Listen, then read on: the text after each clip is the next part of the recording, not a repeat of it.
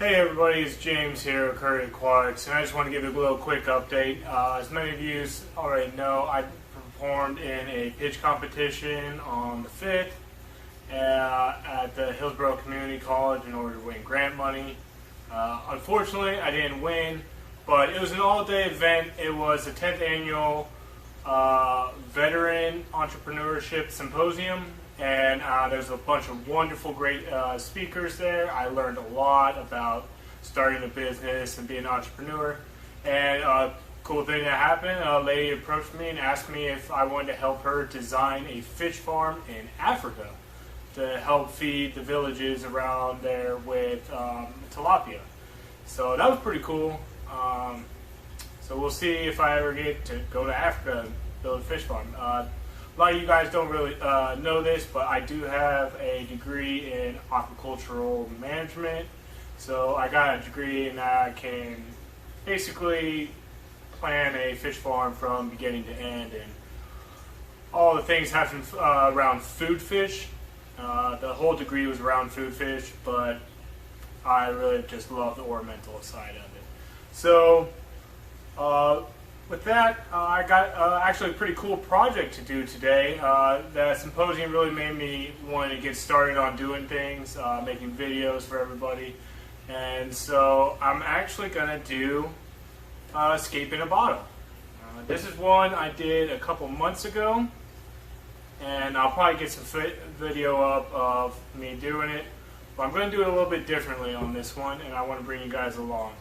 So on the one that was a $150 bourbon bottle, I just got pond muck and some of the plants from the pond and stuck them in there and just sealed it. On this one we're going to do a little bit differently, and I want to bring you guys along and show you a really detailed video of how to do it. And it's not expensive at all. It's actually a syrup bottle. So a nice little glass bottle that has a sealable top. So I'm going to kind of go over what we're going to do. So let's get to it. Alright, let me give you a quick rundown of everything you're going to need for this build. We're going to have to crush up one of these root tabs. You got here one of the florist tabs. So that's what they look like, and that's after I crush it up. And then the next layer is going to be some coarse gravel or sand like this. Really small, but not too fine. Next, we're just going to have some sand. You can literally get this sand from anywhere you want. You don't have to buy aquarium sand. You can find it if you live here in Florida, it's just in the ground. Next, you got your bottle container that we're going to use. It's just maple syrup. And then the plants. So let's get to building this thing. Alright, first thing you're going to do is, here on the very bottom layer, we're going to put some of that root tab down there. This is going to give all of our plants all the nutrition they're going to need while just chilling in this bottle, because we're not actually putting any soil in here. It's just sand. So get a little bit in there. Just one tab should do just fine. Next, we're going to take our coarse gravel or sand.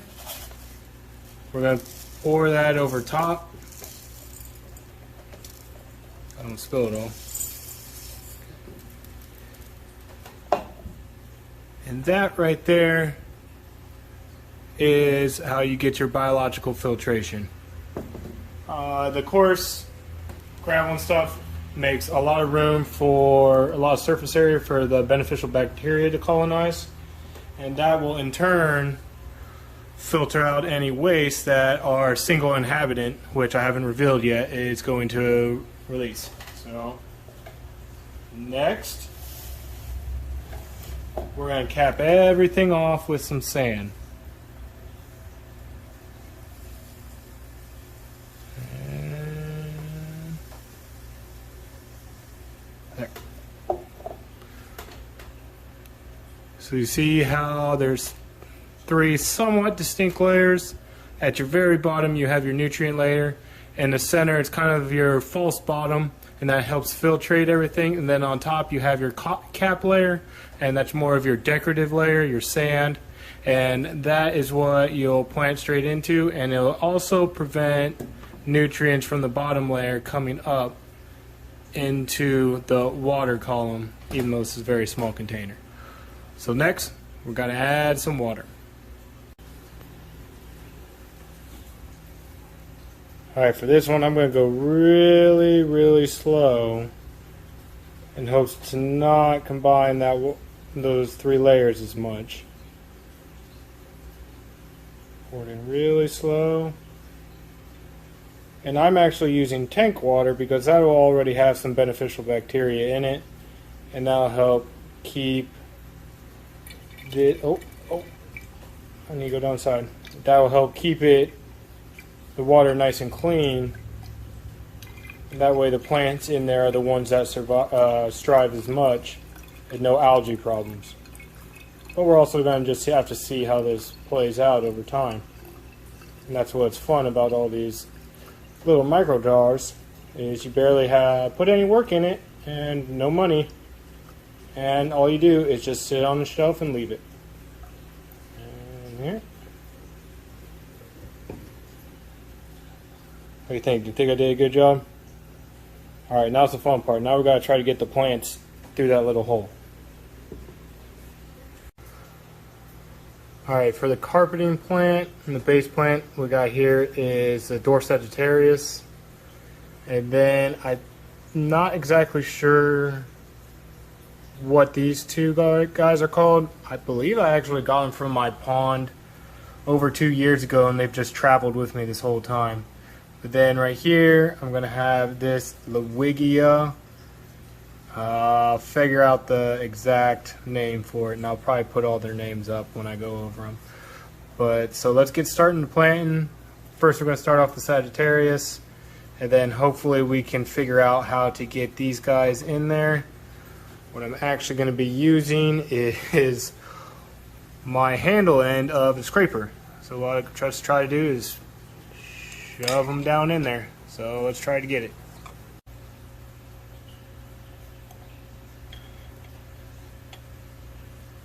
Hopefully you guys can see my masterful technique of just shoving this thing in there. I'm probably going to time lapse this because it's going to take a while.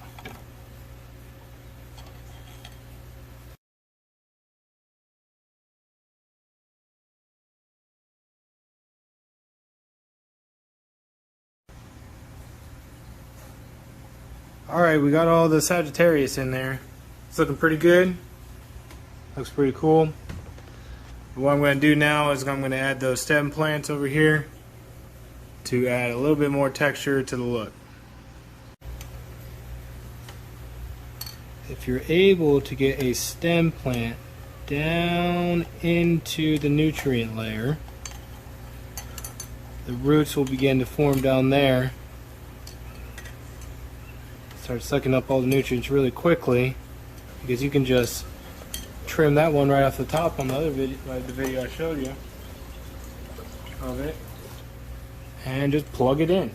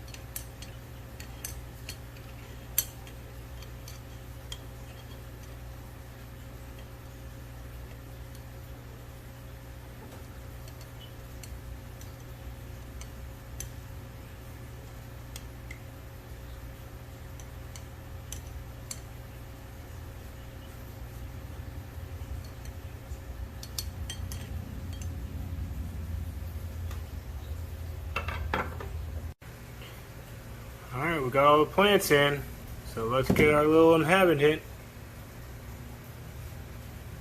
It's a baby ram's horn snail.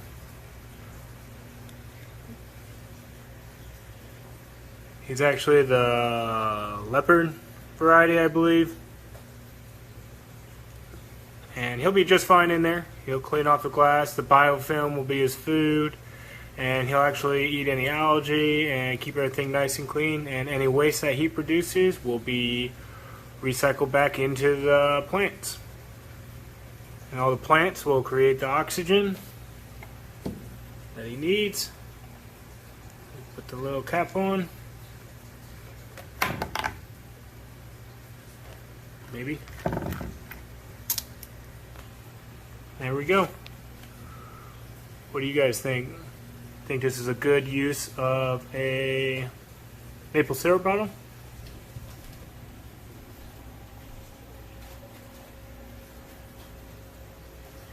I think it turned out pretty cool. Now all I gotta do is set it on a shelf or a windowsill that gets natural light and leave it and watch it. So I'll keep updates.